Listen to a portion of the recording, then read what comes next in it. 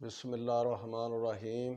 अस्सलाम वालेकुम वरहमतुल्लाहि वबरकातुहू। नाज़रीन, ਤੁਹਾਡਾ ਆਪਣਾ ਚੈਨਲ ਜੀਦਾਰ ਕੰਬੋ ਨਵੇਂ ਤੋਂ ਨਵੀਆਂ ਸਟੋਰੀਆਂ ਲੈ ਕੇ ਤੁਹਾਡੀ ਖਿਦਮਤ ਵਾਸਤੇ ਹਾਜ਼ਰ ਹੋ ਰਿਹਾ। ਦਿਨ ਰਾਤ ਤੁਹਾਡੀ ਖਿਦਮਤ ਕਰ ਰਿਹਾ ਤੇ ਨਾਜ਼ਰੀਨ, ਇਹ ਤੁਹਾਡਾ ਖਾਦਮ ਹੈ, ਤੁਹਾਡਾ ਨੌਕਰ ਹੈ।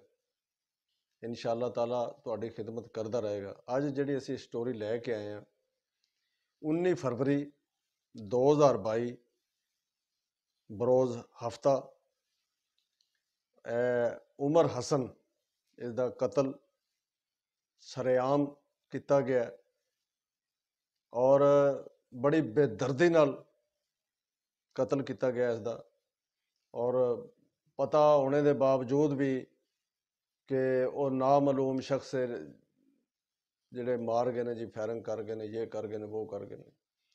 ਇਹ ਮੈਂ ਤੁਹਾਨੂੰ ਸਕਰੀਨ ਤੇ ਦਿਖਾਵਾਂਗਾ ਸਾਰਾ ਕੁਛ ਕਿ ਨਾਜ਼ਰੀਨ ਜਿਤਨੀ ਬੇਦਰਦੀ ਨਾਲ ਉਸ ਨੂੰ ਕਤਲ ਕੀਤਾ ਗਿਆ ਔਰ ਉੱਥੇ ਇਹ ਸਾਰਾ ਕੁਝ ਮੇਰਾ ਕੈਮਰਾਮੈਨ ਤੁਹਾਨੂੰ ਦਿਖਾਏਗਾ। ਉੱਥੇ ਉਹ ਸੜਕ ਤੇ ਗਿਰਿਆ ਪਿਆ ਜਿਸ ਟਾਈਮ ਉਸ ਨੂੰ ਫਾਇਰਿੰਗ ਕੀਤੀ ਹੈ। ਇਹ ਦੋ ਲੜਕੇ ਸਨ। ਹੁਣ ਇਹ ਲੜਕਾ ਜਿਹੜਾ ਹੈ ਉਮਰ ਹਸਨ ਅਸਾਨ, ਇਹ ਪਿੱਛੇ ਬੈਠਾ ਸੀ ਔਰ ਉਹਨਾਂ ਦੇ ਨਾਲ ਸਾਈਡਾਂ ਤੋਂ ਉਹਨਾਂ ਨੇ ਮੋਟਰਸਾਈਕਲ ਲੈ ਕੇ ਲੈਦਰਾਂ ਦੇ ਕਰੀਬ ਉਹਨਾਂ ਨੇ ਜਨਾਬ ਫਾਇਰਿੰਗ ਕੀਤੀ ਹੈ। 5 ਫਾਇਰ ਮਾਰੇ ਨੇ ਉਸ ਨੂੰ, ਥੱਲੇ ਗਿਰੇ ਨੂੰ ਵੀ ਉਸ ਨੂੰ ਮਾਰੇ ਨੇ ਤੇ ਉਹ ਬੇਦਰਦੀ ਨਾਲ ਦਿਨ ਦਿਹਾੜੇ ਮਾਰ ਦਬੜ ਕਰਕੇ ਤੇ ਉਹ ਜਾ ਰਹੇ ਨੇ। ਔਰ ਫਿਰ ਇਹ ਦੇਖੋ ਕਿ ਉਹ ਸੜਕ ਤੇ ਗਿਰਿਆ ਪਿਆ, 5 ਫਾਇਰ ਲੱਗੇ ਨੇ ਉਸ ਨੂੰ ਔਰ ਬਲੱਡ ਰੁੜ ਰਿਹਾ ਉਸਦਾ। ਔਰ ਜਿਹੜੇ ਅੱਜ ਕੱਲ੍ਹ ਦੇ ਕਾਕਾ ਪੀਟੀ ਜਿਹੜੇ ਇਹ ਛੁਰਲੀਆਂ ਪਟਾਕੇ ਜਿਹੜੇ ਛੋਰ ਆਪਣਾ ਬੜੇ ਜੀ, ਮੈਂ ਮੁਹੰਮਦ ਖਾਨ ਡਾਕੂ ਹਾਂ ਜੀ, ਮੈਂ ਫਲਾਣਾ ਟਮਕਾਣਾ ਬਣੇ ਫਿਰਦੇ ਨੇ ਮਾਮਾਗੀਰ, ਇਹ ਉਸਦੇ ਕੋਲ ਆਲੇ ਦੁਆਲੇ ਫਿਰਦੇ ਨੇ ਪਏ। ਇਤਨੀ ਸ਼ਰਮ ਜਾ ਰਹੀ, ਐਸੇ ਬੇਗੈਰਤ ਲੋਕ ਇਸ ਤਰ੍ਹਾਂ ਦੇ ਆ ਗਏ ਨੇ। ਮੈਨੂੰ ਸਮਝ ਨਹੀਂ ਆਉਂਦੀ ਵੀ ਬੱਚਾ ਡਿੱਗਿਆ ਪਿਆ, ਉਸ ਨੂੰ ਕਮ ਸੇ ਕਮ ਚੱਕੋ, ਚੱਕ ਕੇ ਉਸਦਾ ਬਲੱਡ ਰੁੜ ਰਿਹਾ। 1122 ਵਾਲਿਆਂ ਨੂੰ ਫੋਨ ਕਰੋ, ਕਿਸੇ ਨੂੰ ਤੁਸੀਂ ਫੋਨ ਕਰੋ ਤਾਂ ਕਿ ਉਸਦੇ ਉਹ ਮਲਮ ਪੱਟੀ ਕਰਨ, ਉਸਦਾ ਉਹ ਬਲੱਡ ਤੇ ਰੁਕੇ ਨਾ।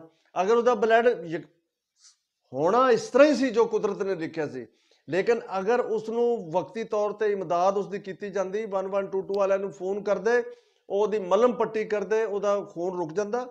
ਤੇ ਉਹ ਮੁੰਡਾ ਸਹਾਰੇ ਦੇ ਵੀ ਸੀ, 5 ਗੋਲੀਆਂ ਖਾ ਕੇ ਵੀ ਉਹਨੇ ਇਹ ਮੇਰੀ ਵੀਡੀਓ ਦੇ ਵਿੱਚ ਦੇਖਿਓ ਸਾਰਾ ਕੁਝ ਉਹ ਦਿਖਾ ਰਹੇ ਨੇ ਕਿ ਉਹਨੇ ਗੱਲਬਾਤ ਵੀ ਕੀਤੀ ਹੈ ਔਰ ਕਿਸੇ ਬੰਦੇ ਨੇ ਕੋਲ ਰਾਹ ਜਾਂਦੇ ਨੇ ਉਹਨੂੰ ਪੁੱਛਿਆ ਵੀ ਔਰ ਉਹਨੇ ਕਿਹਾ ਕਿ ਮੈਨੂੰ ਸਾਹ ਬੜੇ ਮੁਸ਼ਕਲ ਨਾਲ ਆ ਰਹੇ ਨੇ ਤੇ ਮੇਰੇ ਮੂੰਹ ਦੇ ਵਿੱਚ ਜ਼ਰਾ ਫੂਕ ਮਾਰੋ। ਉਹਦੇ ਮੂੰਹ ਦੇ ਵਿੱਚ ਫੂਕ ਵੀ ਮਾਰੀ ਔਰ ਉਹਨੂੰ ਪੁੱਛਿਆ ਵੀ ਤੈਨੂੰ ਕੌਣ ਮਾਰ ਕੇ ਗਿਆ। ਉਹਨੇ ਕਿਹਾ ਵੀ ਇਹ ਫਾਲੀ ਦੇ ਨਾਲ ਉਹ ਪਿੰਡ ਨੇ ਚੱਕ ਮੀਰਾਂਗੀ ਤੇ ਉੱਥੇ ਜਿਹੜੇ ਸਨ ਸਾਡੇ ਉੱਥੇ ਦੇ ਉਹ ਬੰਦੇ ਮਾਰ ਕੇ ਗਏ ਨੇ। ਉਹ ਸਾਰਾ ਕੁਝ ਦੱਸ ਕੇ ਗਿਆ। ਉਸ ਦੇ ਬਾਵਜੂਦ ਵੀ ਉਹ ਨਾਮਾਲੂਮ ਹੈ ਜੀ, ਫਲਾਣੇ ਢਮਕਾਣੇ, ਉਹ ਜਨਾਬ ਬੰਦੇ ਉਹਨਾਂ ਨੂੰ ਕਹਿ ਰਹੇ ਨੇ ਉਹ ਜੀ ਉਹ ਪੁਲਿਸ ਆ ਰਹੀ ਹੈ ਜੀ, ਆ ਰਹੀ ਹੈ ਜੀ। ਉਹ ਪੁਲਿਸ ਦੇ ਆਉਂਦੇ ਜਾਂਦੇ ਕਰਦੇ ਆ। ਨਾਜ਼ਰੀਨ, ਉਸਦਾ ਗਰੀਬ ਦਾ ਉਮਰ ਹਸਾਨ ਦਾ ਕਾਫੀ ਸਾਰਾ ਬਲੱਡ ਉੱਥੇ ਰੁੜ ਗਿਆ ਸੜਕ ਦੇ ਉੱਤੇ ਔਰ ਉਹ ਤੜਫਦਾ ਰਿਹਾ।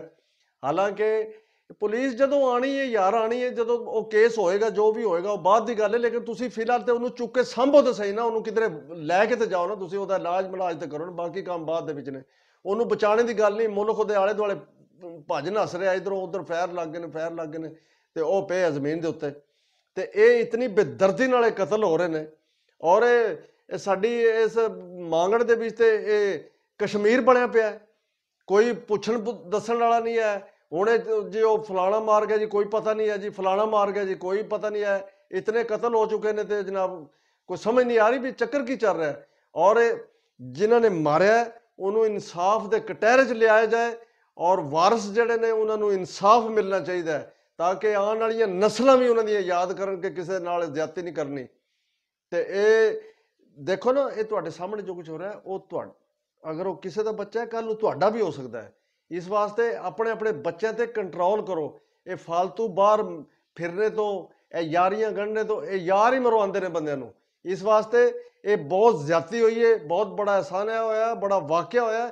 ਇਹਦੀ ਪੁਰਜੋਸ਼ ਸਾਰਾ ਇਲਾਕਾ ਮਜ਼ੰਮਤ ਕਰ ਰਿਹਾ ਔਰ ਇਸ ਦੇ ਨਾਲ ਹੀ ਇਨਸ਼ਾ ਅੱਲਾਹ ਤਾਲਾ ਇਨਸਾਫ ਜ਼ਰੂਰ ਹੋਏਗਾ ਔਰ ਉਹ ਇਨਸਾਫ ਦੇ ਕਟਹਿਰੇ ਤੋਂ ਉਹ ਇਨਸ਼ਾ ਅੱਲਾਹ ਬਚ ਨਹੀਂ ਸਕਦੇ। ਸਾਰੀ ਆਵਾਮ ਉਹਨਾਂ ਦੇ ਨਾਲ ਹੈ, ਸਾਰੀ ਦੁਨੀਆ, ਸਾਰਾ ਪਿੰਡ, ਸਾਰਾ ਮੰਡੀ ਉਹਨਾਂ ਦੇ ਨਾਲ ਹੈ। ਇਨਸ਼ਾ ਅੱਲਾਹ ਤਾਲਾ ਇਨਸਾਫ ਹੋਏਗਾ ਰਫੀ ਗੁੱਜਰ ਦੇ ਨਾਲ। ਤੇ ਇਸ ਦੇ ਨਾਲ ਹੀ ਦੀਦਾਰ ਕਮਾਉਣ ਨੂੰ ਇਜਾਜ਼ਤ ਦਿਓ। ਖੁਦਾ ਹਾਫਿਜ਼।